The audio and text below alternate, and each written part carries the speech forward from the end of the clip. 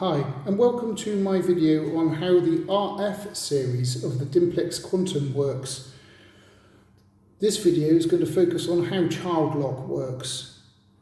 We've already got another video on how to lock the controls with a pin. So if you want to set child lock on your Dimplex Quantum to stop naughty fingers turning it up or down, what you can do is you can press the back and select button down and hold for a little bit longer than that's natural. And as you can see, it says child lock. Now naughty fingers cannot turn the heating up or down.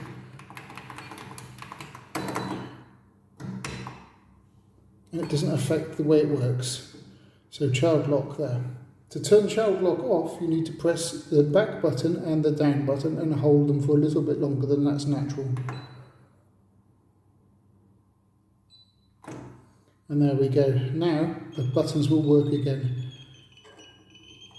Please check out the other videos in my playlist on how the Dimplex Quantum series works, the RF series and the older series. Okay, many thanks. Goodbye.